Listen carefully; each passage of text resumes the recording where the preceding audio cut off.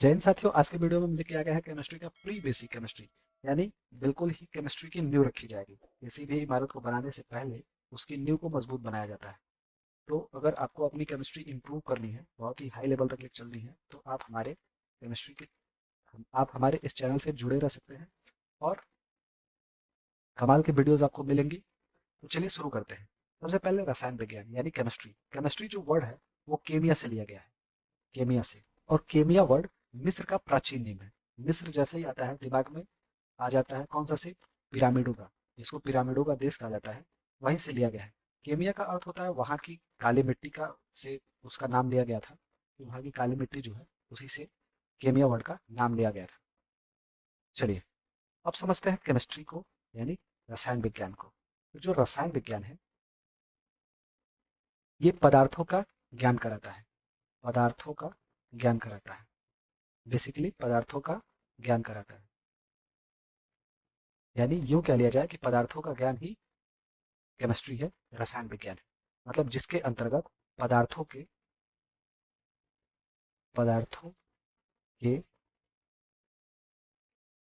गुणों व संरचना, संगठन, यानी वो किस तरीके से बने हुए हैं, संगठन, तथा होने वाले उसमें किस तरीके के परिवर्तन है, और परिवर्तन का अध्ययन ही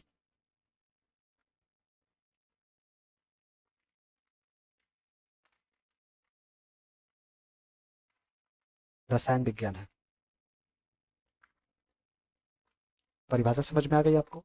मतलब पदार्थों के संरचना, संगठन और परिवर्तन, मतलब कौन कौन से चेंज होंगे, इन सभी चीजों का हम अध्ययन रसायन विज्ञान के अंतर्गत करते हैं। अब बढ़ते हैं रसायन विज्ञान के कुछ ब्रांचेस के बारे में। तो ब्रांचेस यानी उसकी शाखाएं, जैसे बैंकों की शाखाएं होती है ना, कि भैया तू ये वाला क्षेत्र संभाल, तू ये वाला क्षेत्र संभाल, हम ये वाला क्षेत्र संभालते हैं, तू उधर ऑपरेट कर, तू उधर ऑपरेट कर। वैसे ही अलग अलग ब्रांचेज हैं। इनकी 7 ब्रांचेज हैं, कुल कुल मिला के 7 ब्रांचेज हैं। अब अकार्बनिक रसायन यानी जिसके अंतर्गत पदार्थ की वह रसायन विज्ञान की वह शाखा जिसके अंतर्गत सभी तत्वों का, सभी तत्वों के और उनके यौगिकों का अध्ययन किया जाए, वही अकार्बनिक रसायन कहलाता है। परंतु इसमें कार्बन और कार्बनिक यौगिकों को छोड़ करके, कार्बन और कार्बनिक यौगिकों को छोड़ करके रसायन विज्ञान के जितने भी तत्व हैं उन सभी तत्वों का अध्ययन, उन यौगिकों का अध्ययन अकार्बनिक रसायन के अंतर्गत होता है। और फिर ऑर्गेनिक केमिस्ट्री के अंतर्गत कार्बन के और उनके यौगिक, कार्बन और उनके यौगिकों का अध्ययन किया जाता है, वही कहलाता है कार्बनिक रसायन। भौतिक रसायन यानी फिजिकल केमिस्ट्री। फिजिकल केमिस्ट्री यानी जितने भी पदार्थ हैं उन सभी के अंदर किस तरीके के परिवर्तन होंगे और उनके क्या नियम हैं, वो सारे परिवर्तन एनालिटिक्स यानी फिजिकल केमिस्ट्री के अंतर्गत आते हैं। ये इसकी अलग ब्रांच होती है। उसके बाद आता है विश्लेषण रसायन यानी analytics chemistry, sorry analytics chemistry यानी विश्लेषण रसायन। विश्लेषण रसायन के अंतर्गत सभी पदार्थों के पहचान, पदार्थों के पहचान, तत्वों का पहचान और उनके नियम और किस तरीके से उनका निर्धारण किया जाएगा, वो आता है एनालिटिक्स केमिस्ट्री में। एनालिटिक्स केमिस्ट्री में तत्वों के या पदार्थों का पहचान करना और उनके नियम, उनके संबंधित नियम और सिद्धांतों का अध्ययन एनालिटिक्स केमिस्ट्री में किया जाता है। औद्योगिक रसायन यानी इंडस्ट्रियल केमिस्ट्री। इंडस्ट्रियल केमिस्ट्री नाम से ही सुनने में समझ में आ रहा है कि इंडस्ट्रियल केमिस्ट्री क्या होगी। जो इंडस्ट्री में, जिसका रिलेशन इंडस्ट्री से हो, मतलब पदार्थों का बनना, उनके नियम, उनके सिद्धांत और किस तरीके से बड़े पैमाने में पदार्थों का उत्पादन हो, उसका अध्ययन किसके अंतर्गत किया जाता है? औद्योगिक रसायन, इंडस्ट्रियल केमिस्ट्री के अंतर्गत किया जाता है। उसके बाद नेक्स्ट शाखा आती है अपनी जैविक रसायन यानी बायोकेमिस्ट्री।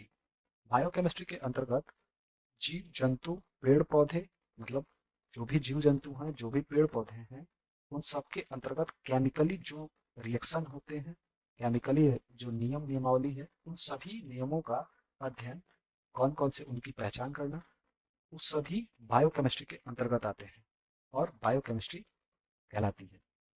उसके बाद आता है कृषि रसायन के अंतर्गत कृषि से रिलेटेड केमिकल जो भी खाद है, यूरिया, डाई, पोटास, जिंक, सल्फेट, और पृथ्वी के अंदर मतलब कृषि योग्य भूमि के अंतर्गत कौन से पदार्थों की कमी है उनको दूर करना, उनकी कमी और उनको कौन से तत्व की जरूरत है, कौन से पदार्थ की जरूरत है, उसकी डेवलपमेंट और उसकी उसका अध्ययन, वही कहलाता है केमिस्ट्री, रसायन केमिस्ट्री, सॉरी, कृषि रसायन या एग्रीकल्चर रसायन।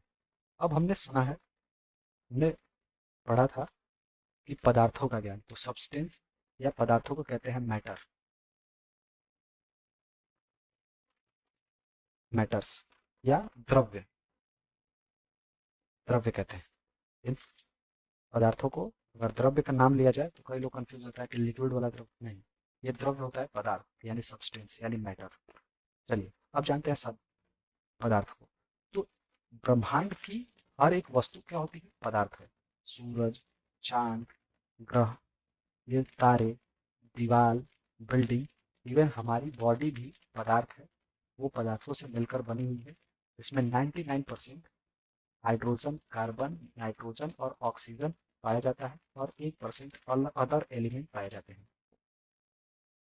तो दैनिक जीवन में जितने भी वस्तुएं हैं वो सारी पदार्थ है। दुनिया की हर एक वस्तु पदार्थ है। लेकिन जो लाइट है, प्रकाश, प्रकाश जो है वो पदार्थ नहीं होती है, क्योंकि ये जगह नहीं घेरती है। तो पदार्थ वो कहलाता है। हमने सभी वस्तुओं को देखा, तो वस्तुएं क्या करती हैं? स्थान घेरते हैं, स्थान घेरती हैं, तथा द्रव्यमान होता है उनमें कुछ ना कुछ, तथा बल का प्रतिरोध दर्शाती है, तथा बल का प्रतिरोध दर्शाती है।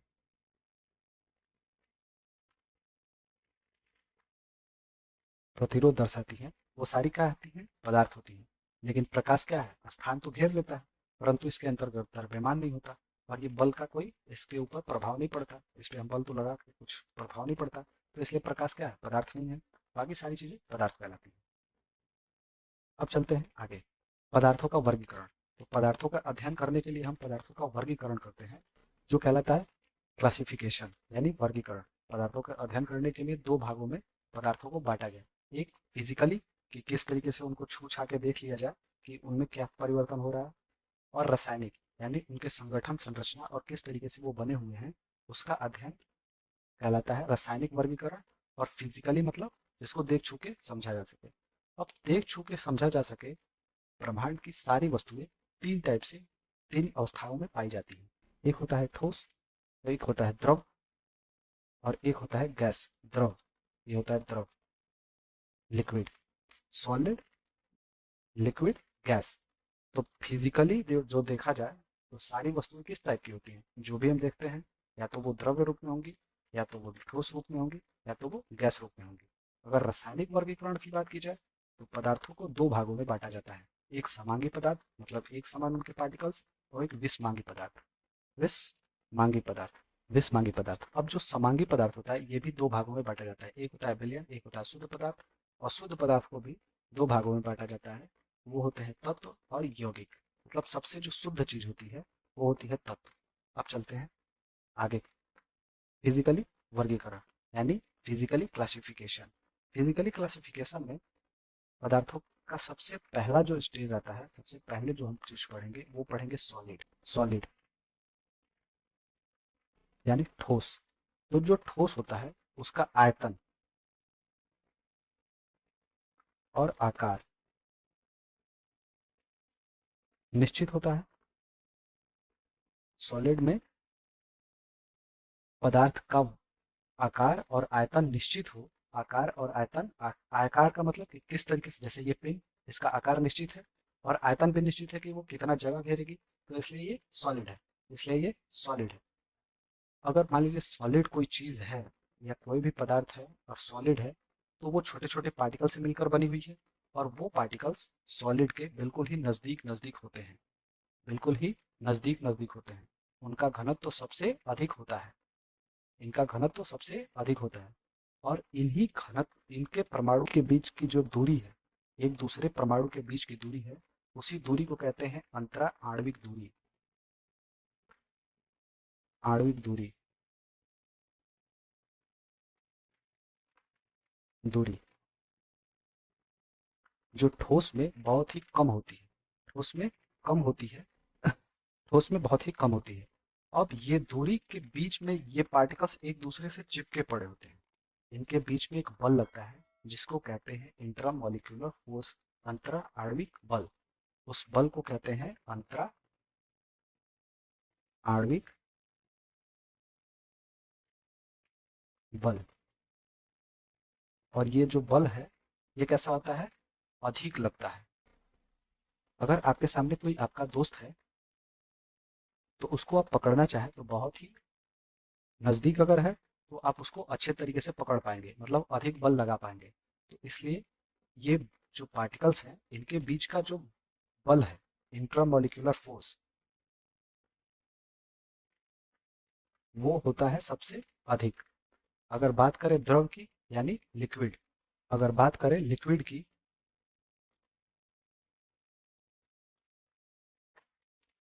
तो लिक्विड क्या होता है, जिसका आयतन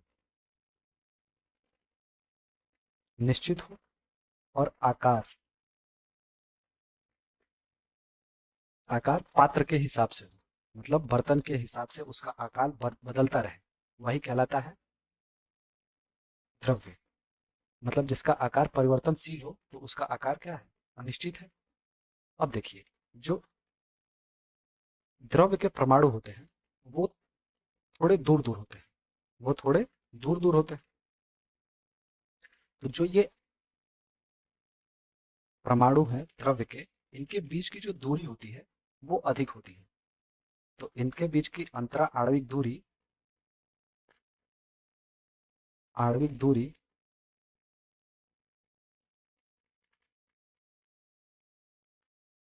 ठोस से अधिक होती है।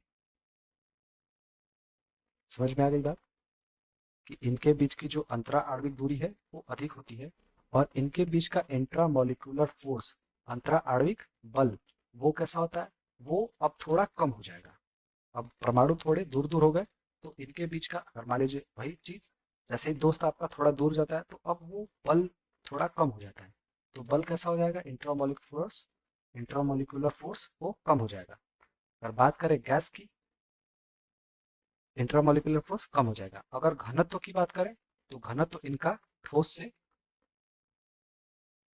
क्या होता है, ठोस से थोड़ा कम होता है, ठोस से कम होता है।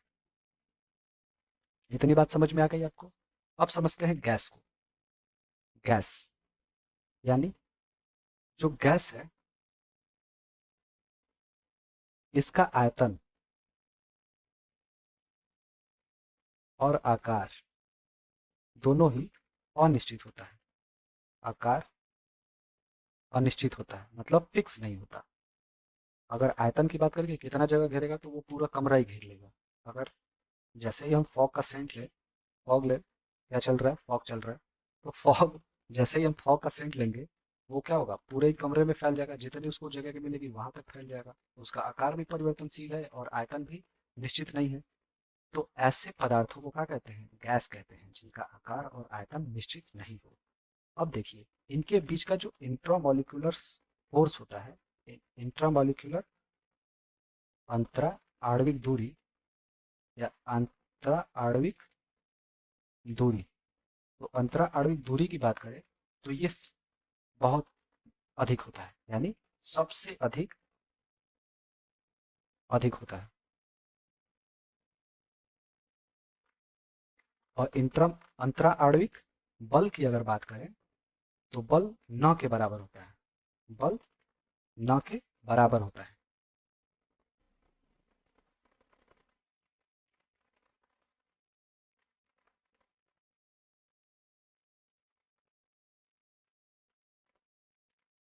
अगर घनत्व की बात करें, घनत्व, जो घनत्व होता है वो ठोस घनत्व होता है, ये सबसे कम होता है, सबसे कम घना होता है।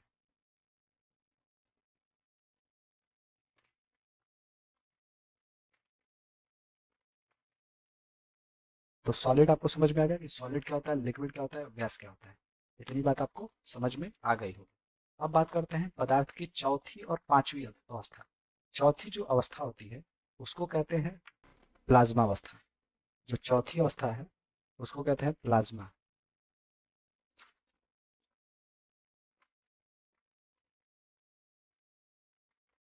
उसको प्लाज्मा कहते हैं। तो प्लाज्मा में सबसे बड़ी चीज होती है ताप। बहुत ही अधिक ताप पर जब गैसों को गर्म किया जाता है तो वो क्या हो जाते हैं, वो आयनाइज हो जाते हैं। मान लीजिए ये गैस है और इसको उच्च ताप दे दिया गया, बहुत ही अधिक ताप दे दिया गया, अधिक ताप। तो ये एटम्स या ये परमाणु क्या करता है कि इलेक्ट्रॉनों का जैसे ही गर्म होता है वो अपने इलेक्ट्रॉन त्याग देता है, और जैसे ही इलेक्ट्रॉन त्यागता है तो इसके ऊपर हो जाता है प्लस चार्ज, और इस फिर ये भी इलेक्ट्रॉन त्यागा और हो गया प्लस चार्ज, और ये भी इलेक्ट्रॉन त्यागा और प्लस चार्ज। तो इलेक्ट्रॉन जैसे ही ये त्यागते हैं ये सारे क्या चीज हो जाते हैं, आयनाइज हो जाते हैं। क्या हो जाते हैं, आयनाइज। और आयनाइज होने के बाद इनके अंदर विद्युत धारा भी प्रवाहित होने लगती है, यानी विद्युत सुचालक हो जाते हैं, विद्युत सुचालक हो जाते हैं।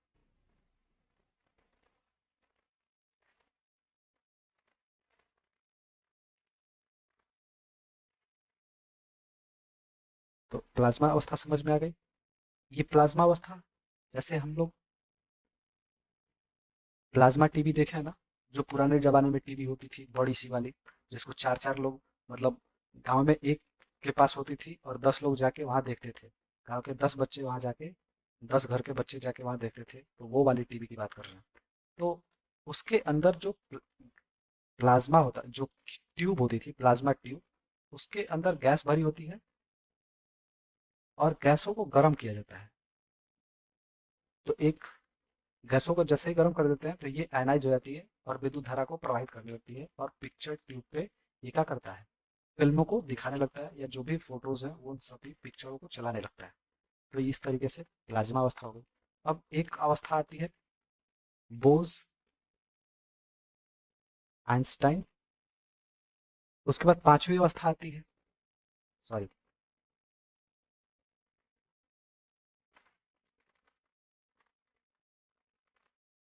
उसके बाद पांचवी अवस्था आती है बोस आइंस्टाइन कंडेंसेट। कंडेंसेट।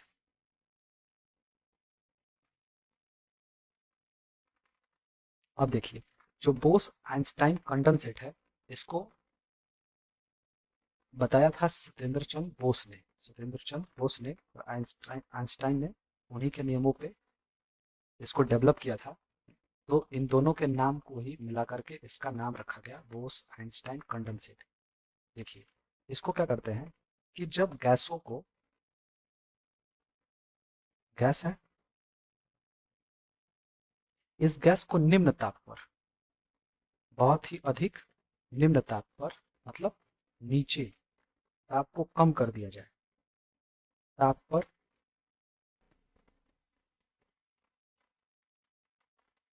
निम्न ताप पर, यानी -273 डिग्री सेल्सियस, या 0 कैल्विन। 0 कैल्विन, 0 कैल्विन है ये, 0 कैल्विन पे जब इसको ठंडा किया जाता है तो ये सारे पार्टिकल्स क्या हो जाते हैं, एक एटम की तरह व्यवहार करने लगते हैं, फ्रीज हो जाते हैं। ये सारे पार्टिकल्स क्या हो जाते हैं, फ्रीज होकर, फ्रीज होकर सुपर एटम, सुपर एटम की तरह व्यवहार करने लगते हैं, मतलब एक ही परमाणु की तरह व्यवहार करने लगते हैं, जिसको कहते हैं बोस आइंस्टाइन कंडेंसेट। ठीक है। तो निम्न ताप पर इसको प्राप्त किया जाता है, इसको बहुत ही हाई लेवल के ताप पर प्राप्त किया जाता है। तो पदार्थों के वर्गीकरण समझ में आ गया। अब बढ़ते हैं रासायनिक वर्गीकरण, केमिकली क्लासिफिकेशन की। तो केमिकली क्लासिफिकेशन में पदार्थों को दो भागों में बांटा जाता है, एक समांगी पदार्थ, दूसरा विषमांगी पदार्थ। समांगी पदार्थ का मतलब कि अगर कोई पदार्थ है, मान लीजिए कोई पदार्थ है किसी कंटेनर में, तो यहाँ और यहाँ इन दोनों का अनुपात जिस तरीके का यहाँ पदार्थ हो उसी तरीके का यहाँ पदार्थ भी हो, उसी को कहते हैं समांगी पदार्थ। यानी जिसका प्रत्येक भाग, जिसका जिसका जिसका प्रत्येक भाग भाग समान हो,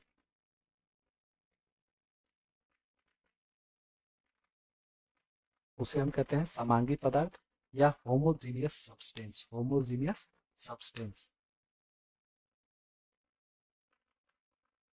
उसको कहते हैं होमोजीनियस सब्सटेंस। उसके बाद आता है विषमांगी पदार्थ। विषमांगी पदार्थ का मतलब कि वो भिन्न भिन्न, जिसका प्रत्येक भाग क्या हो, भिन्न भिन्न हो।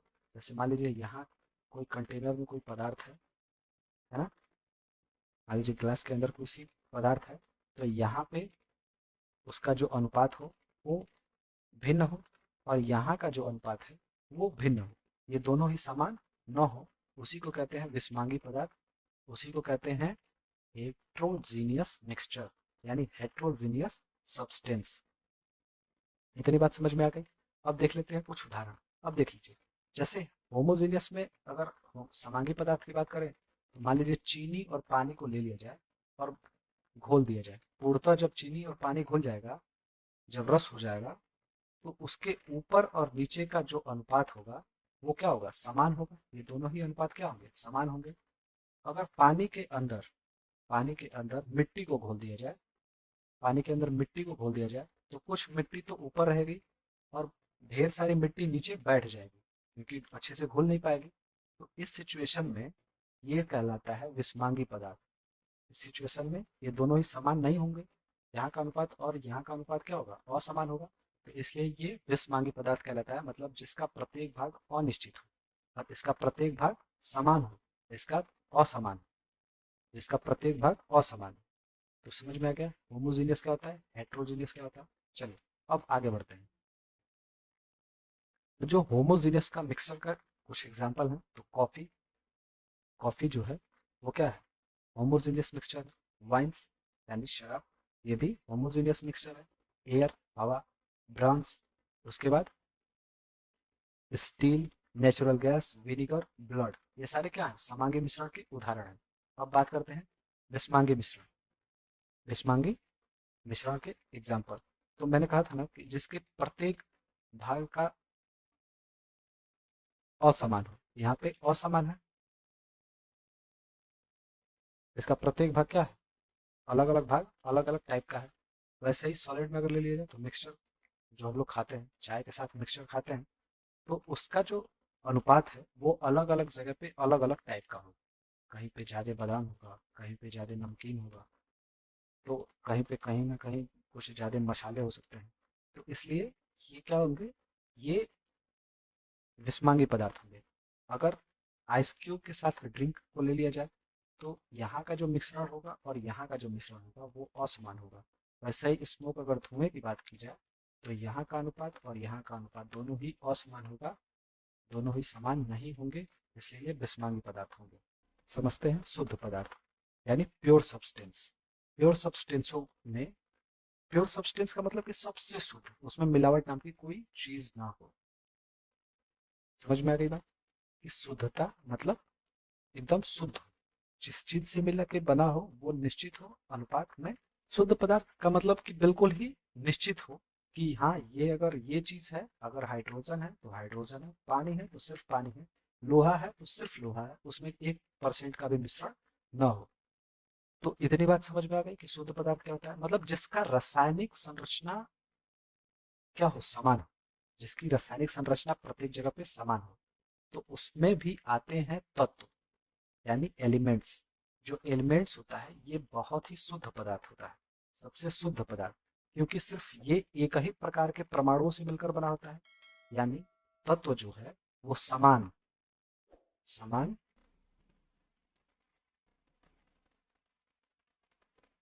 क्रमांक वाले पदार्थ को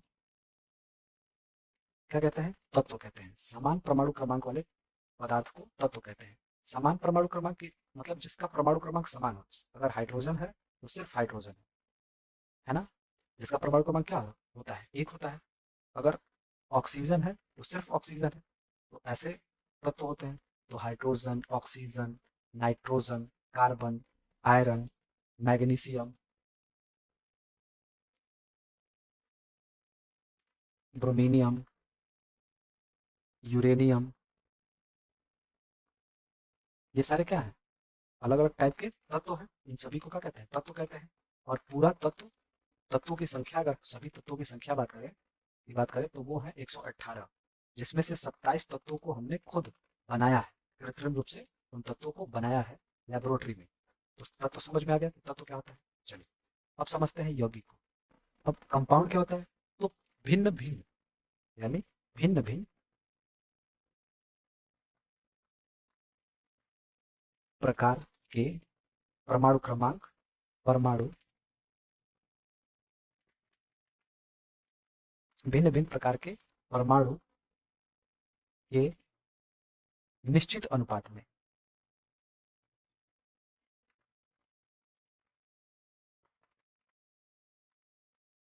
अनुपात में रासायनिक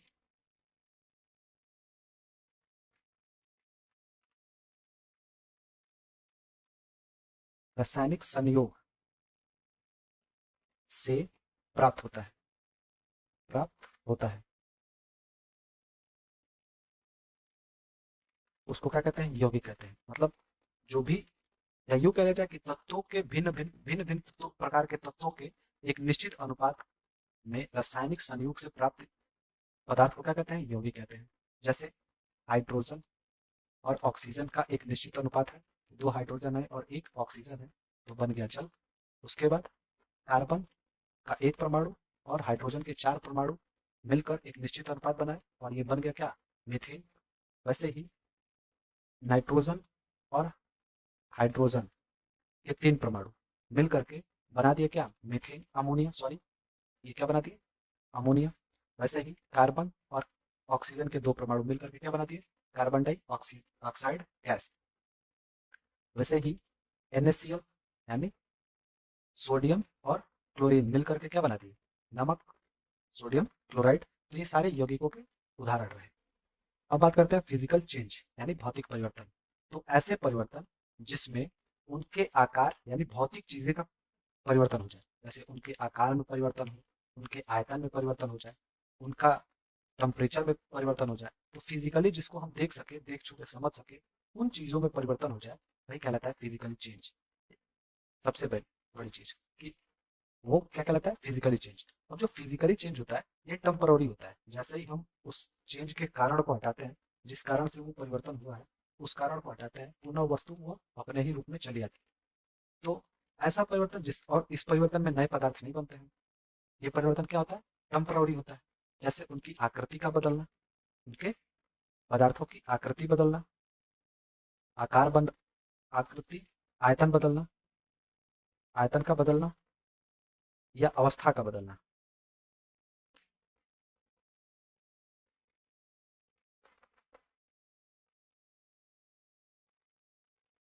क्या कहलाता है? फिजिकली चेंज कहलाता है। इतनी बात समझ में आ गई? चलिए अब इसमें नए पदार्थों का बनना नहीं होता है, नए पदार्थ नहीं बनते हैं।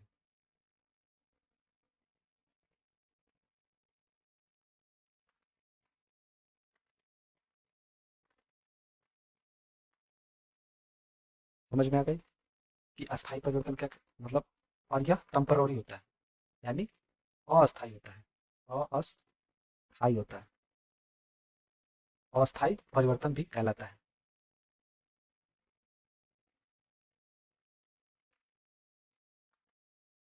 अस्थायी परिवर्तन होता है। बात समझ में आ गई? चलिए अब कुछ उदाहरण देख लिया जाए। तो उदाहरण में देखा जाए तो ब्रेकिंग ग्लास, जो ब्रेकिंग ग्लास है मतलब ग्लास का टूटना, इसके साइज में परिवर्तन हो गया। मिक्स कैंडीज मतलब चॉकलेटों का मिक्स होना, shredding papers, folding papers, melting ice, cropping woods, hair cutting, dry ice और बॉइलिंग वाटर या ब्रेकिंग एग्स, ये सारे क्या है, इनके फिजिकली चेंज के एग्जाम्पल हैं।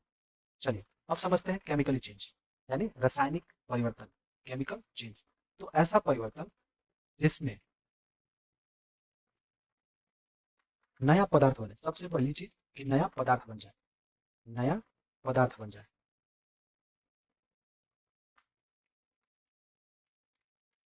नया पदार्थ बन जाए, और जो इनके पुराने वाले जो गुण धर्म है, नया पदार्थ का बनना ही रासायनिक, नए पदार्थों का नया पदार्थ बन जाए और उनका जो पुराना वाला गुण है, उनके गुण,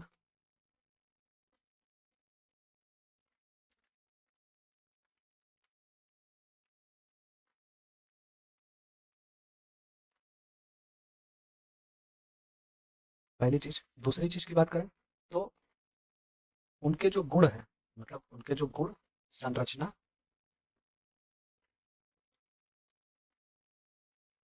संरचना के परिवर्तन, संरचना में परिवर्तन। तीसरा, यह कैसा होगा, अस्थायी होगा, यह अस्थायी परिवर्तन कहलाएगा, अस्थायी परिवर्तन। यह परिवर्तन जो होगा अस्थायी परिवर्तन होगा। ये बात समझ में आएगी कि रासायनिक परिवर्तन के अंतर्गत नए पदार्थ बन जाते हैं, उनके नए जो पुराने वाले गुण है वो परिवर्तित हो जाते हैं और ये एकदम फिक्स होता है, मतलब इसको फिर बदला नहीं जा सकता है। जैसे लोहे पे जंग लगना, लोहे पे जंग लगना, अगर एक बार लोहे पे जंग लग गई तो फिर उसको अब लोहा में फिर पुनः उसकी स्थिति को परिवर्तित करना, पुनः उसकी स्थिति में सुधार करना, वो अब नहीं होने वाला। तो अब कुछ देख लेते हैं एग्जाम्पल। तो आयरन रस्टिंग, मतलब आयरन पे जंग लगना, ब्रेकिंग वुड्स, लकड़ी का जलना, मेटाबॉलिज्म मतलब खाने का पचना, cooking eggs, breaking eggs, electronics मतलब विद्युत अपघटन से वो करना, रस्टिंग बनाना मतलब केले का सड़ना, विनीगर एंड बेकिंग सोडा मिश्रण, विनीगर और बेकिंग सोडा का मिश्रण, या ये सारे क्या है, केमिकली चेंज के, ये सारे केमिकली चेंज के या रासायनिक परिवर्तन के उदाहरण है। अब बात करते हैं नाभिकीय परिवर्तन। नाभिकीय परिवर्तन यानी न्यूक्लियस चेंज। तो न्यूक्लियस चेंज, देखिए न्यूक्लियस चेंज के अंतर्गत जब पदार्थ के परमाणुओं के अंतर्गत परिवर्तन हो जाए, पदार्थ के परमाणु के अंतर्गत परिवर्तन हो जाए, वही कहलाता है न्यूक्लियस चेंज। मतलब छोटे छोटे पदार्थ पदार्थ जो है वो किससे बना होता है, परमाणुओं से, छोटे छोटे परमाणुओं से मिलकर बना है, और परमाणु के अंदर होता है न्यूक्लियस, उसके अंदर होता है न्यूक्लियस, वो फिक्स होता है। अगर हाइड्रोजन का है तो एक इसके अंदर न्यूक्लियस प्रोटॉन होगा और एक बाहर इलेक्ट्रॉन होगा। तो इनके न्यूक्लियस का कुछ चेंज हो जाए, मतलब ये संरचनाएं कुछ परिवर्तित हो जाए, वही कहलाता है न्यूक्लियर यानी नाभिकीय परिवर्तन। मतलब ऐसा परिवर्तन जिसमें जिसमें परमाणु के नाभिक में परिवर्तन हो जाए, परिवर्तन हो जाए, वही कहलाता है क्या, नाभिकीय परिवर्तन, वही नाभिकीय परिवर्तन कहलाता है।